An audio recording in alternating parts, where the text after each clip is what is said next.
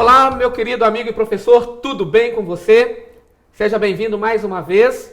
Saiba que este programa ele é montado com todo carinho para que você, professor, possa ter aí uma ferramenta a mais para ser usada aí na sua igreja.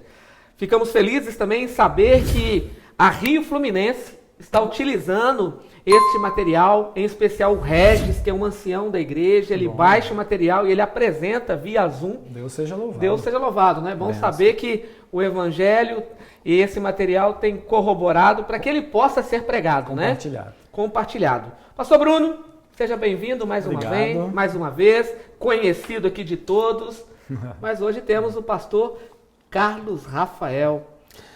Tudo bem, pastor Patrick? Tudo bem. Bruno, Tudo prazer bom, também. tudo bom. É um prazer estar aqui com os nossos amigos, né, que estão nos acompanhando em casa, nesse estudo, né, da lição da Escola Sabatina, e como professores temos que nos aprofundar mais e mais. Verdade. Pastor Carlos, conta um pouquinho da sua história, quando começou o ministério, formação. Pastor Patrick, nós nos formamos no ano de 2012, né, ali no IAN, né, a gente até Fomos contemporâneos lá na escola, mas a base do meu ministério foi no norte do país, né? Sim. Eu estive ali durante 6 anos na Associação Maranhense. Estamos aqui no segundo ano, né, na Rio de Janeiro. Aham. Uma alegria servir a igreja é uma só, né? Claro, respeitando a questão cultural, mas a igreja é uma, a sua mensagem é única, né? Verdade, verdade. Muito bom estar aqui. Ok, casado. Casado, sou daqui, né, do Rio de Janeiro, mas minha base pastoral foi feita ali no norte. E ainda não tenho filhos, né? Estamos no projeto aí. Estamos no projeto, pensando aí, quem sabe. Ok, saiba que você é muito bem-vindo. Obrigado. Obrigado por ter aceitado o convite e colaborar aí com os nossos queridos professores. Deixa só um abraço para minha turma lá de Duque de Caxias, Claro. né? Lá da Igreja Central do Caxias, Jardim Gramacho 1, 2, Parque das Missões, Vila Operária, uma turma muito animada. Amém. Gente fera que tem ali, viu? Que bom, bom. que bom. Pastor, nós temos um hábito, né? Opa, E o nosso convidado é sempre aquele que ora. Mas antes de você orar, nós temos que lembrar também do projeto Maná. Ele não está engessado no dia 23 apenas, ok? É o mês todo, o mês de agosto é um mês que está sendo utilizado para o mutirão de assinaturas da lição da Escola Sabatina. E eu vou falar uma coisa aqui para que muitos ainda talvez não sabiam. O distrito campeão do ano passado de assinaturas foi o distrito de Duque de Caxias. Sim. Então, parabéns, Igreja Central e Distrito. Parabéns, Obrigado, pastor, Carlos, viu? Pelo apoio. Pastor Patrick, a gente vai fazer uma dinâmica muito interessante agora, 23, que é o dia D, né? Aham. Vamos fazer a live do Maná. Então Opa! vai ser ali a manhã inteira, uma live motivando a turma para fazer assinatura. Amém. Coisa boa. Que bom. Queremos ser campeões novamente. E aí vai ter presente, viu? Opa! Vai ter presente aí para o distrito aí. Beleza. Ok? Temos a dica de hoje com a Creriane. Qual é a dica de hoje? Quem não sabe para onde vai, não chega a lugar algum, não é verdade? E no que diz respeito especificamente à unidade da Escola Sabatina, Ellen White diz claramente que o professor deve ter um plano distinto. Então, professor, ter um alvo é algo imprescindível, porque sem um alvo, o sucesso é impossível de ser alcançado. E tendo um alvo, isso também te ajuda de 2 formas, pelo menos. Primeiramente, os seus alunos sentirão segurança em você, perceberão que o professor preparou, que ele teve um objetivo a ser alcançado. Em segundo lugar, ter um objetivo é bom para você mesmo, porque o alvo te orienta seus pensamentos, suas ideias, suas palavras. Então, a nossa dica para você hoje é a seguinte: ore sobre isso. Peça que Deus o ajude a ter um objetivo ao preparar a recapitulação da lição e que Deus o abençoe nesse sentido. Pastor Carlos, é chegado o momento de estudarmos a lição. Peço que você possa orar ao Senhor agora, pedindo as bênçãos para o estudo e também para os alunos, para os professores, para os pastores que estão envolvidos também. Ok? Vamos orar? Muito bem, vamos orar então. Feche seus olhos. Obrigado, bom Deus, porque estamos reunidos aqui nesse momento com os 2 amigos pastores. Há também irmãos, líderes, pastores lá do outro lado nos assistindo. Que nesses momentos possamos ser abençoados, capacitados e que, motivados, possamos fazer uma boa obra à frente da Tua igreja. Amém. Pedimos a direção do Espírito Santo para esse estudo. Fazemos em nome de Jesus. Amém. Amém.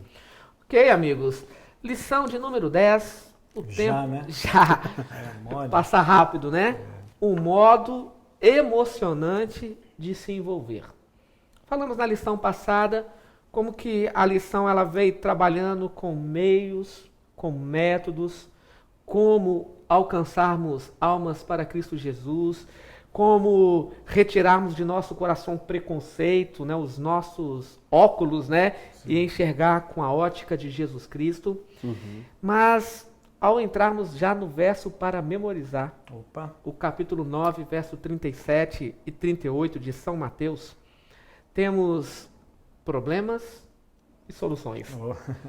Problema e solução. Muitas vezes somos mestres credenciados, né, com um diploma em mãos, em apresentar os problemas, mas não dizemos aí qual é a solução. E o verso para memorizar, hoje eu quero fazer questão de lê-lo, ele diz assim: então se dirigiu Jesus aos discípulos, dizendo: a seara, na verdade, é grande, mas os trabalhadores são poucos. Rogai, pois, ao Senhor da seara que mande trabalhadores para a seara. Com certeza, pastores e professores, vai chegando um momento do ano que é difícil para nós trabalharmos. Mês de setembro, mês de outubro, comissões de nomeações. E aí precisamos eleger os novos líderes para o próximo ano. E aí já vem as dificuldades, porque um vai te procurar, outro, pastor, eu até queria trabalhar, eu até queria me envolver, mas pastor, eu não tenho tempo. Eu não tenho tempo. Eu acredito que só muda a geografia da igreja, né? Mas a cultura é a mesma. Pastor, já trabalhei muito para essa igreja, agora eu quero sair de férias, né? Um dia um membro disse isso para mim: pastor, eu vou sair de férias. Eu falei: tá bom. Agora eu vou orar a Deus para que Deus saia de férias da sua vida também. Ela: que isso, pastor? Eu falei: irmã, a gente não para com a obra. Né? O céu é o nosso descanso. Aqui a gente precisa, né? A seara é grande, a gente precisa de trabalhadores. Pastor, eu já contribuí demais. Eu falei: irmã, tá viva? Tô. Então continue contribuindo, né? Não pode parar. Não para. A gente não para. E quando eu olho para esse verso para memorizar, eu aprendo aí algumas coisas. Tem algumas coisas que eu quero trabalhar com ele. Ao analisar esses textos, né, principalmente os versos 37 e 38, encontrei aí 3 tópicos. O primeiro: Deus é o Senhor da seara e não nós. Muitas vezes queremos cuidar da seara como se ela fosse nossa. É verdade. O dono é Deus. Então eu tenho que lembrar que eu sou um mordomo. Nós só administramos, eu preciso cuidamos administrar, cuidar da seara que foi confiada a nós. Ela poderia ser confiada a anjos, mas Deus confiou a nós. Outro tópico: é o Senhor da seara que manda trabalhadores, não nós. Essa parte é maravilhosa. É o Senhor que vai mandar. Muitas vezes, eu e você, com o nosso olhar humano, limitado, queremos assim: não, isso aqui vai somar. Aí você traz, só divide. Só traz problemas, né? E aquele que às vezes você lutou ali para que não pudesse estar, é aquele que vai fazer toda a diferença. Então eu tenho que aprender a entender e aceitar que a seara é de Deus e é Ele quem envia os trabalhadores. E por fim, Jesus ele dá a solução. Rogue, ore para que o meu Pai mande trabalhadores. Porque a seara é grande, mas são poucos os trabalhadores. Ellen White ela tem um texto, pastores, que diz assim: aqueles que têm dificuldade de colocar o seu tempo no tempo de Deus, não será seguro levá-los para o céu. Essa é pesada, né? Eu acho muito pesado esse texto. Está no livro Parábolas de Jesus, no capítulo 25. Aquelas pessoas que dizem: eu não tenho tempo, tome cuidado. Porque Deus pode dizer: não é seguro levar você para o céu. Você não teve tempo para mim aqui na terra, que garantia... Como é que administra, né? Né? Como fica isso, né? Então aquele que não tem tido tempo para Deus aqui nessa terra, não será seguro levá-los para o céu. É o famoso envolvimento, né, pastor? Justamente. E aí aqueles problemas atuais: eu não tenho tempo, eu até queria, enquanto fulano for ancião, enquanto o pastor estiver aqui, aí tem aquela gama de desculpas. E quanto mais a gente vai dificultando, criando barreiras, dificuldades para a pregação do Evangelho. Então, nós temos que entender isso. A seara é de Deus Nunca foi fácil? e não vai ser. E não vai, né? É verdade. Não vai ser. E não vai ser. É isso mesmo. Você estava comentando aqui, pastor Patrick, eu me lembrei de uma situação. O ministério é muito rico, né? A gente Sim. vai se deparando com muitas coisas, vai entrando em contato com muitas pessoas. E eu me lembro que estava vendo uma situação onde nós tínhamos um projeto, né, evangelístico, mas a nossa situação financeira não era tão boa, mas era um bom projeto, né?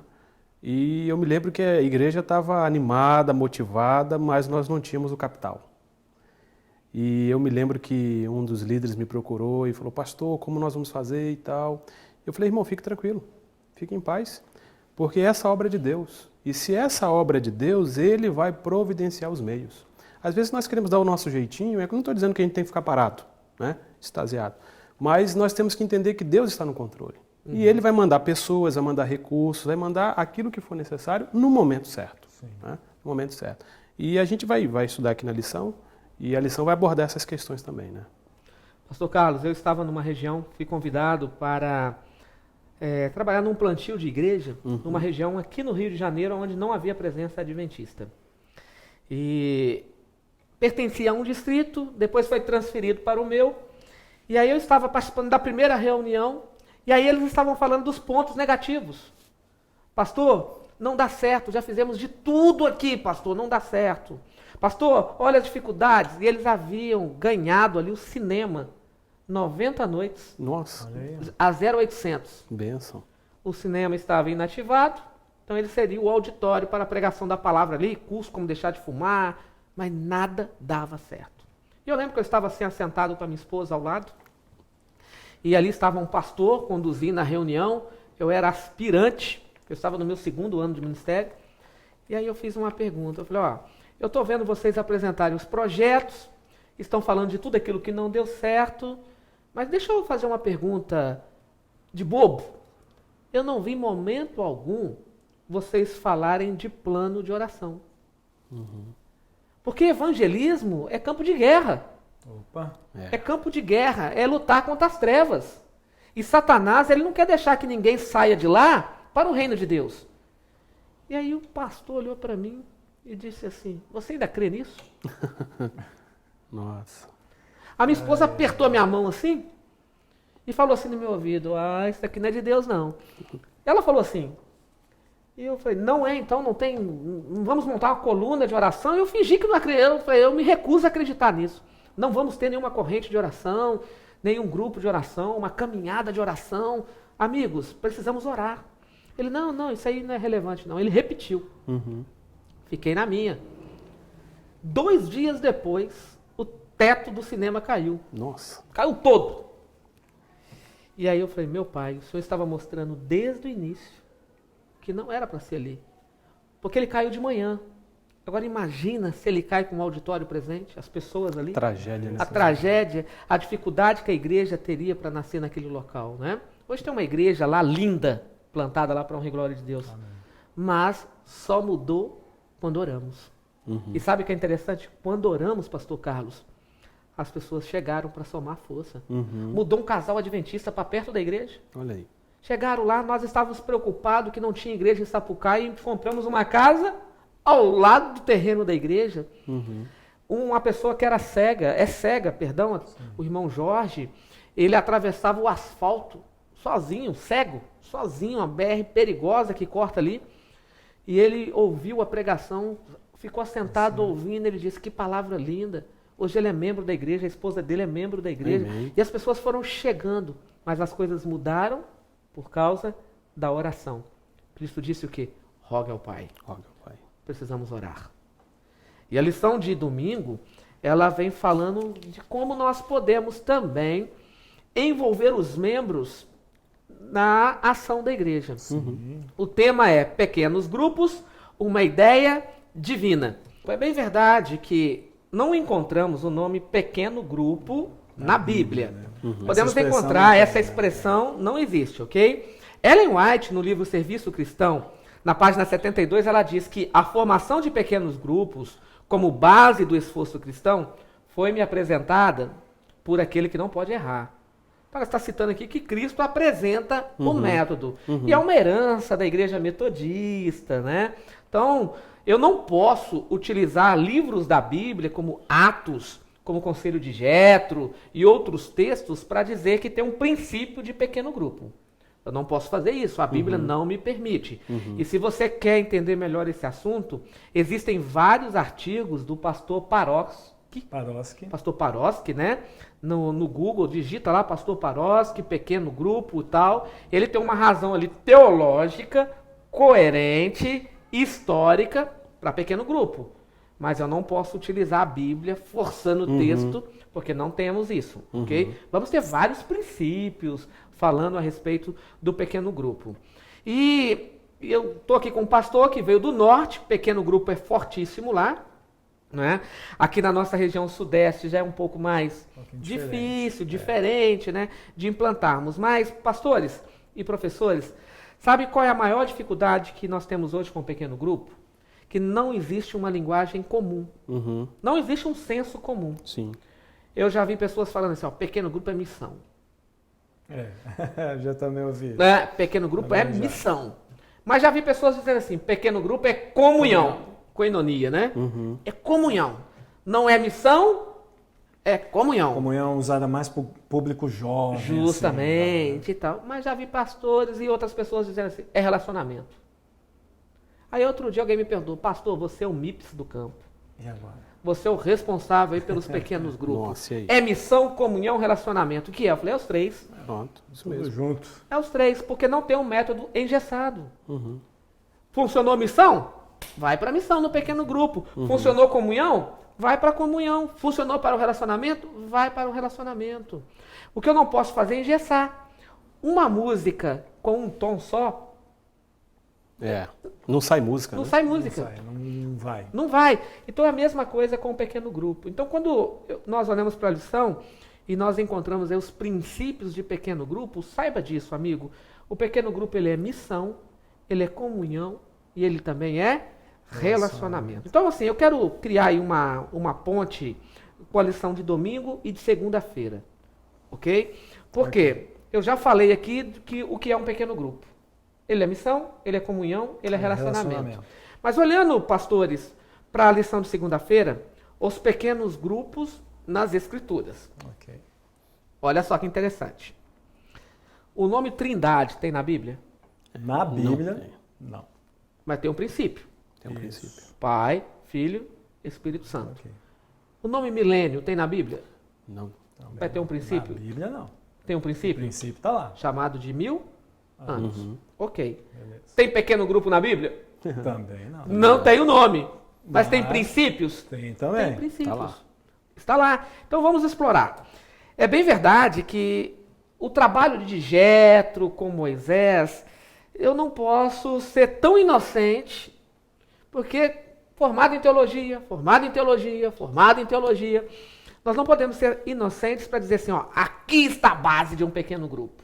Não é assim. Eu não posso falar que Jetro estava fazendo isso, ok? O que Jetro, na realidade, ele estava mostrando que com grupos menores, de liderados, de líderes, ok? As responsabilidades, elas podem cair sobre essas pessoas para ajudar na administração. Justamente. de Moisés, Aí eu posso pegar esse princípio e aplicá-lo ao pequeno grupo. Porque Moisés tem um caráter aqui um pouco mais político, público e judiciário. Sim, né? justamente. Uma sociedade se formando, né? Aham. Então ali sim, assim como hoje em dia a gente tem Secretaria da Educação, Secretaria da Saúde, Moisés também estava começando a desmembrar as suas secretarias ali, né?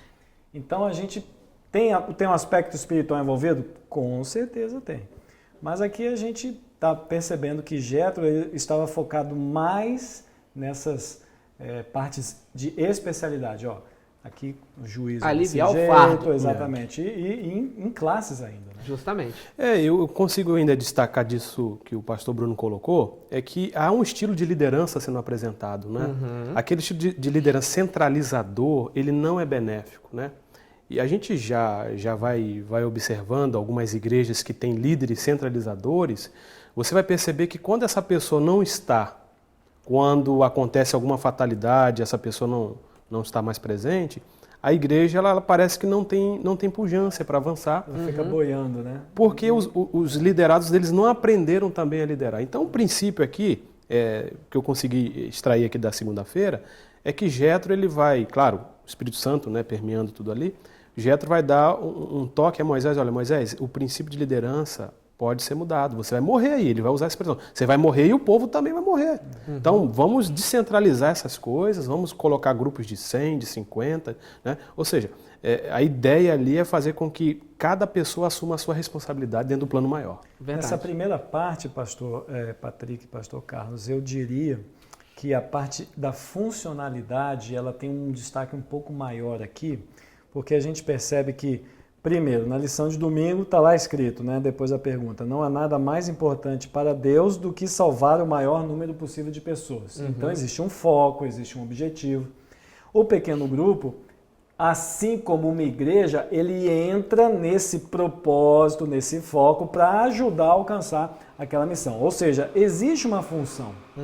Então você encontra agora dentro dessa... E o mais engraçado é que dentro desse pequeno grupo e dentro da igreja, você encontra agora o público infantil, o juvenil, o grupo de adolescentes, de jovens, dos adultos mais velhos. Então você agora passa a ter missões dentro do instrumento que é utilizado para a missão. Ou seja, a gente tem que saber trabalhar essa funcionalidade. E aí a gente pode costurar essas partes que o pastor Patrick avaliou, né, pastor Carlos? Que tem a ver com relacionamento e comunhão. Sabe o que é interessante? Sim. Vocês colocaram uma questão de líderes que centralizam tudo para ele. Geralmente essas pessoas não são humildes. Quando você fala: amigo, vamos dividir aí as responsabilidades, né? Vamos preparar a igreja para gerar novos líderes. Poxa, pastor, o senhor está com raiva de mim? O senhor está querendo puxar meu tapete? Né? Geralmente eles agem assim. Agora, Moisés, quando Jétro chegou para ele e disse assim: ó, não é bom o que você faz. Que tal você dividir assim, sabe? Tá. Amigo, Moisés Ele aceitou. Né? Aceitou e implantou o método. Moisés poderia dizer assim para Jétro: olha, você não entende do que eu entendo. Você não está... Pô, Jétro. Você chegou agora. Você chegou agora, você está dando opinião. Olha, você não fez a faculdade que eu fiz, né? Ó, outro detalhe. Ô Jétro, vamos conversar aqui em particular. Tá vendo aquela tenda ali? Só eu que entro. Deus fala comigo. Sim. Eu falo com Deus. O texto fala face a face, né? Face a face. Quem é você para me dar conselhos? É verdade. Quem é você, né? Que humildade, Mostrou né? humildade. Não é à toa que a Bíblia diz que Moisés foi um dos homens mais mansos. Mais mansos. E imagine se fosse o contrário, o que ele deixaria de experimentar como bênção, né? Verdade. Então ele dividiu, ele aliviou o fardo dele. Sim. As famílias foram melhor pastoreadas. Sim. Então, onde está o princípio aqui que nós podemos utilizar para a linguagem pequeno grupo? E a igreja, pastor Patrick, a gente vai comentar mais aqui no estudo, mas a igreja ela consegue ser melhor vista em pequenos grupos, né? Imagina só uma igreja grande. Aqui nós temos igrejas grandes. Uma igreja que tem muitas pessoas, parece que as pessoas elas são invisíveis, né? No pequeno grupo parece que essas pessoas começam a ser vistas, os seus dons são trabalhados. É verdade. Quer ver que interessante? Há 2 anos atrás eu estava no distrito e a minha esposa sempre gostou de atuar. Domingo agora, conversando com ela um pouco, eu disse para ela assim, ó, eu pedi a minha carta para a igreja de Copacabana. E ela disse assim: eu quero ir para lá também. Ô, bênção. Porque eu estou numa igreja onde não me enxergam. Ela começou a perceber isso. Ela começou a perceber isso. Eu estou numa igreja onde não me enxergam. Porque aonde eu estava no distrito, eu atuava, eu trabalhava. Então todos me conheciam. É a Rita, a esposa do Patrick, do pastor e tal, é a primeira dama. Ela falou: eu não quero status, mas eu quero me envolver. Oportunidades. Eu quero oportunidades para trabalhar. E muitas vezes numa igreja grande, nem todos difícil, conseguem. Sim, é mais difícil. Nem todos conseguem. Quando você chega numa igreja menor, você começa a se relacionar. Por quê? O que é um pequeno grupo? É cada um na sua panelinha. Vai ter que ter a sua panelinha mesmo. Não estou dizendo que uma panela exclui esse, pejorativo. Não, mas o pequeno grupo ele tem um objetivo. Ó, vamos nos relacionar aqui, vamos ter a nossa comunhão aqui. Por exemplo, dentro da igreja, a classe da escola sabatina é um pequeno grupo. Sim. né? A unidade de ação ali, um Sim, pequeno grupo, sim. e ali vai acabando criando um vínculo, né? Entre os irmãos, as irmãs, vai fortalecendo a amizade. Então, o que tem que ficar claro em nossa mente, na lição desta semana, é isso. E aí eu já pulo para terça-feira, que tem um tema que tem a ver com o de terça. De segunda-feira, perdão, Segunda, né? Porque na segunda nós falamos os pequenos grupos nas escrituras. E aí falamos como que Jétro ali deu conselho e ele organizou, como Jétro falou, para quê? Para melhor servir. Jesus Cristo, ele escolhe 12 da multidão. Era o grupo de Cristo, né? Essa parte termina a segunda, né? Que Cristo ele escolhe um pequeno grupo, claro, escolheu 12 e ele começa a trabalhar com os 12. Aqui tem uma outra coisa que eu acho legal, Sim. é que Cristo ele escolhe 12, mas os 12 não vieram prontos. Então, na nossa igreja não existe irmão pronto, existe irmão em transformação. Sim. Eu estou em transformação, nós estamos em crescimento espiritual. Então a gente imagina, bom, acho que o Carlos ele vai bem nessa área aqui. O Carlos, você pode ajudar a gente nesse ponto? Pastor Patrick e tal. Os irmãos, eles começam a se entender assim. E aí, na terça-feira, eu acho legal, ele trabalha exatamente com essa ideia de interdependência, porque no texto bíblico de terça, ele vai falar sobre o corpo de Cristo. Justamente. Interessante, pastor? Sim. Que é a segunda lista de dons espirituais. Legal. Ele vai falando dos dons, né? A primeira lista é Romanos, Sim. e capítulo 12 também, em 1 Coríntios capítulo 12, ele cita ali os dons espirituais. Sim. E no final ele fala, o corpo é de Cristo. Então ele coloca ali a igreja como um corpo. Então a igreja não é um indivíduo. A igreja é um grupo de pessoas, em missão, em atividades. E ele capacita essa igreja com dons. Então ele diz assim, ó, os dons que eu capacito a igreja é para que a igreja tenha um movimento como o corpo humano. Então, os braços têm uma função, as pernas têm uma função, as orelhas têm uma função, e tudo em harmonia para que o corpo possa funcionar de maneira harmônica. Os professores de educação física, eles têm um melhor exemplo para dar, né? Porque, eu quero ir para a academia, eu estou aqui na academia porque eu preciso arrumar a minha coluna. Não, então tudo bem, deita aí que eu vou pisar na sua coluna. Não. O professor vai dizer o seguinte, então você vai fazer esse exercício, aí vai mexer com o abdômen, vai mexer com esse músculo, com o braço. Então, para eu cuidar da coluna, eu tenho que trabalhar com outras partes do corpo. A igreja, a mesma coisa. Para que o departamento infantil funcione, para que o departamento de jovens funcione, para que a escola sabatina funcione, existe uma interdependência, uma necessidade de que outros também se movimentem. Esse ponto é muito importante. Justamente. Eu já trabalhei com um pequeno grupo, né? Tive uma experiência muito boa. A gente realizou o protótipo, né? Que é aquele núcleo que você vai dar origem a novos líderes, né? Algo bem precioso. E quando eu realizei esse protótipo, eu tinha ali algumas dúvidas, não tinha ainda trabalhado antes, mas orando, a gente vai usando o método de Cristo. Cristo ora para que seja apontado as pessoas que deveriam estar com Ele. E aí depois Ele chama as pessoas. Então, todo o processo de formação de pequenos grupos, você vai perceber o seguinte, um pequeno grupo que ele não tem uma base, ele vai surgir, mas ele não vai conseguir se manter. E talvez é a realidade dos nossos amigos, né? Talvez lá na igreja do nosso amigo, do nosso irmão, ele já viu os pequenos grupos surgirem, mas parece que dissolve. Dissolve, só tem aquele encontro, só tem aquele encontro semanal. Pequeno grupo, vocês têm que ter encontros sociais, missionários, tem que ter um momento ali que vocês comem juntos, participam juntos. Eu já vi até pastores, né, fazendo protótipo, que iam ao mercado juntos, ou seja, comunhão, koinonia, né? Comunhão entre as pessoas. Eu imagino, pastor Patrick, que quando Deus ele coloca o pequeno grupo como estilo de vida para a igreja, Deus está tentando aproximar as pessoas. A gente vive num mundo onde as pessoas hoje tendem a viver mais distantes. Cada vez mais. Justamente. Cada vez mais. Um perito em área missional, Dr. Ed, ele diz assim, toda igreja saudável, com uma frequência superior a 50 pessoas, deve criar uma rede multiplicadora de PG, pequeno grupo, que poderá tomar formas diversas, mas que cumprirá o objetivo de manter a igreja unida. Ele está apoiando aqui a comunhão. Então, o pequeno grupo é para melhorar a comunhão da igreja. Ellen White diz assim, a igreja precisa funcionar como uma colmeia de abelha. Essa daqui foi bem didática, né? Didática. Bem Porque didática. quando você olha para uma colmeia, O que você encontra ali? Você tem 3 abelhas... Níveis de organização. 3 né? níveis de organização, Hierarquia, né? A hierarquia. Você tem a rainha, você tem a operária e você tem o zangão. Cada um tem a sua função. E ela está dizendo, para uma igreja funcionar bem, ela precisa imitar a colmeia. Cada um tem a sua função. E o pequeno grupo, muitas vezes, ele serve para você ter aquele olhar clínico. Olha, o Bruno fala bem. Sim. Pode ser um bom professor da Descobrir escola dons, sabatina. né? Justamente. Olha, o pastor Carlos, né? O Carlos ali, vamos usar Carlos Rafael, Sim, né? sim. Olha, o Rafael fala bem. Acho que nós poderíamos começar a colocá-lo para pregar, né? Dar uma oportunidade para ele. O pequeno grupo também ele pode servir para desenvolver os talentos, os dons que Deus nos concedeu, né? É uma parte muito... A gente percebe, né, que a lição está trabalhando com esse tipo de potencializar a igreja para chegar, então, finalmente, nas pessoas de fora. Verdade.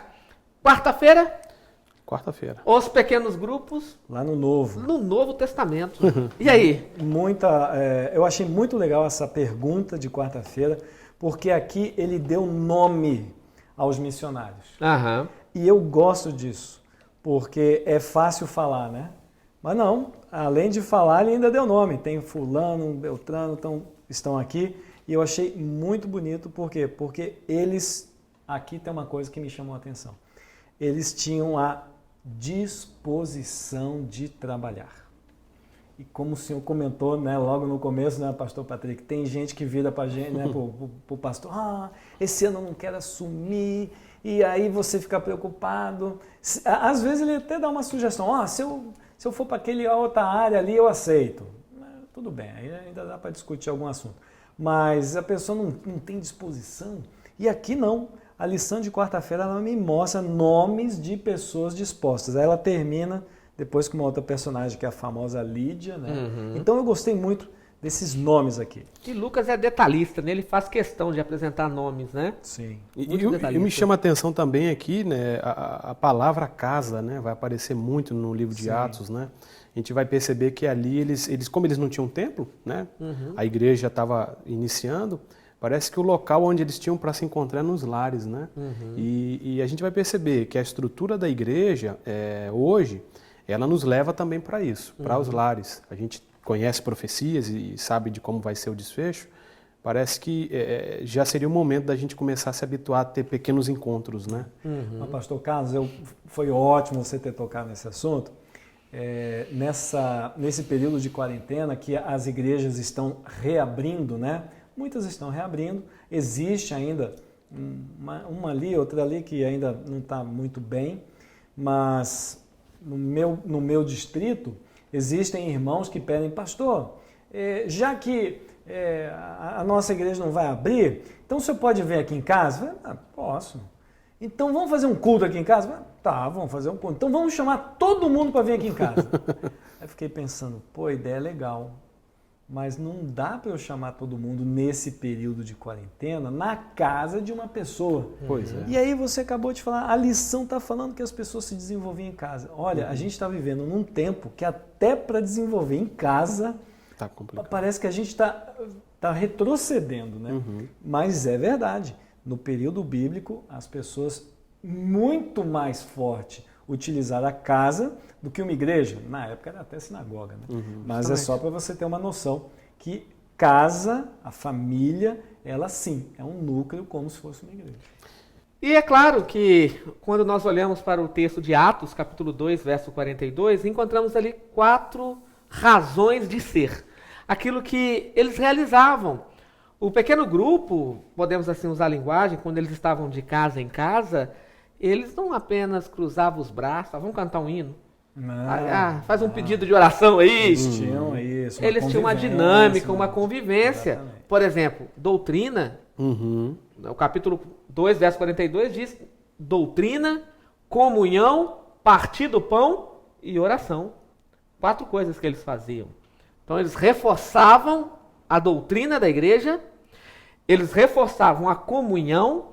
Esse partir do pão aqui não é Santa Ceia, é um aspecto cultural, é de alimento, de estar juntos, né? Que reforça aí a comunhão, né? E se tem uma coisa que crente sabe fazer bem é comer, né? Muito bem. Então é justamente isso aqui. Se fosse hoje, acho que seria suco de caju e pipoca, viu? É o que mais serve aí nos eventos, né? E interessante isso, pastor Patrick, só cortando, Claro. que parece que Jesus ele vai trabalhar essa questão do alimento como algo que vai trazer as pessoas para um vínculo maior, né? Verdade. Parece que quando a gente come junto, a gente cria conexão, vínculos, né? Verdade. Abre o coração, né? É gostoso. E essa ideia de partir do pão é um aspecto cultural. Por exemplo, no Brasil você fala, vamos comer um arroz com feijão? Aham. Beleza. Para o judeu, vamos partir o pão? É mais ou menos isso. Então Entendi. é comum. Justamente. essa expressão. Então tira a Santa Ceia da cabeça aí, viu? E por fim, oração. Sim. Né? Então esse aí era o teor, a razão de ser de casa em casa, né? E assim a igreja se fortalecia. Não era algo enfadado, aquela Não, coisa né, engessada. Era um momento de relacionamento, né? Para de- conquistar a simpatia de todos, como o Lucas coloca, porque era algo gostoso, né? Muito. Algo gostoso. Ok. E chegamos aí ao final, quinta-feira, Ela vai explorar um pouquinho, né? a esse dinâmica aí assunto também. dos pequenos grupos, né? Como funcionava essa dinâmica. Aí temos aí Atos 4, 31, 12, verso 12, né? São os textos, Atos capítulo 20. E aí encontramos uma lista de coisas que eles faziam. Então vai reforçar agora. Lembra que falamos no início que não havia um método engessado? Não é porque tinha o pão, a oração, a comunhão, a doutrina que eles haviam engessado. Porque quando olhamos para todos esses outros textos aí narrados por Lucas ao escrever o livro de Atos, né? Encontramos o quê? Oração, O estudo da palavra, Bíblia ali, da palavra. visita, Visita. né? Pregações e no final, evangelismo. Então você percebe que essa reunião de casa em casa, ela tinha um único foco: fortalecer o estilo de vida da igreja. Fortalecer a membresia para que ela cumprisse a missão. Justamente. Levasse o evangelho a outras pessoas. Justamente. Aí o livro de Atos nós encontramos justamente esses dizeres, né? Parece, pastor Patrick, que assim, a igreja que começa a transpirar, a viver essa questão do pequeno grupo, ela consegue viver relacionamento e eles são impulsionados para a missão. Aham. Porque eles começam a experimentar algo tão gostoso entre eles que eles falam assim, não, a gente tem que convidar o vizinho, tem que chamar o companheiro ali que mora ao lado, e aquele negócio vai se tornando tão bom que é compartilhado, e as pessoas em volta, elas gostam disso. Elas Verdade. dizem, bom, é o evangelho da amizade. Né? Vamos chegar nesse ponto aí, que é o crescimento, né, da igreja através do pequeno grupo. Justamente. E interessante que olhamos aqui para a última pergunta, de acordo com Jesus, qual é a solução para o problema da seara, Você né? tocou bem no início da lição. Começamos né? a lição Começou falando falando disso. e terminamos falando disso. O segredo é a oração. É isso mesmo. Nós vamos rogar. Rogar ao Pai para que Ele possa enviar trabalhadores para a seara. É isso aí. Amém. A seara é grande, mas são poucos Ceifeiros. os E ceifeiros. Deus é o dono da seara. Não podemos esquecer disso. É verdade. E é Ele que envia os trabalhadores. Querido professor, que Deus te abençoe, que Deus lhe use como instrumento mais uma vez aí na sua igreja local. Nós vamos terminar com uma oração. Pedir ao pastor Bruno, então, que possa orar. Oremos então. Querido e amado Deus, muito obrigado, porque na Tua palavra entendemos que sozinhos podemos chegar, mas juntos podemos chegar com mais força, com mais foco e com mais intensidade e paixão. Amém. Por favor, Senhor, que nós, como Teu corpo, possamos aprender a caminhar juntos e nos motivar, nos ajudando e que a Tua palavra possa ser disseminada constantemente. Amém, Senhor. Esteja com a nossa igreja, os nossos professores, que o Senhor possa estar sempre à frente e ser louvado. Amém. É o que pedimos e agradecemos em nome de Jesus. Amém. Amém. Pastor Carlos, o seu distrito é um distrito de bons professores. E eu posso dizer que todos são nota 10. Opa! 2 deles já foram mencionados aqui. É mesmo? 2, o irmão Tomás Opa, um abraço, Ok. Tomás. e também o irmão Bruno. Bruno, parabéns. E eu sei que, além desses 2 aí, você tem um outro nome aí na manga. Qual é o seu professor nota 10 aí? Eu sei que são vários, mas quem você deixaria como destaque hoje? Pastor Patrick, uma responsabilidade grande é liderar esse povo, né? E eu tenho homens ali, mulheres que são professores, mais de 10 mil Mas eu gostaria de destacar ali o professor Rogério Oliveira. Opa, Gramacho. Gramacho 2, o pastor Patrick conhece, não sei se o Bruno conhece, mas assim, um homem de Deus, dedicado à palavra, ao ensino, tem dado bons frutos ali, viu? Amém. Deus seja louvado. Parabéns, Rogério. Parabéns, viu, Rogério? Fico feliz do seu nome ser mencionado e citado aqui. Tem um carinho especial pelos 2 Rogérios. Tem 2, né? 2 Rogérios eu já dessa disse igreja. que eles vão dominar o mundo, eu já disse para eles. Da É igreja verdade. de Jardim Gramacho. Jardim Gramacho. 2 anciãos ali, os 2 são um espetáculo de pessoas. Parabéns, que Deus te abençoe. E nós temos então os Rogérios da igreja, né? Mas o recado não é só para eles. O recado é para todos os nossos membros da Associação Rio de Janeiro. Sabe qual é o recado? Eu estudo a lição. E você?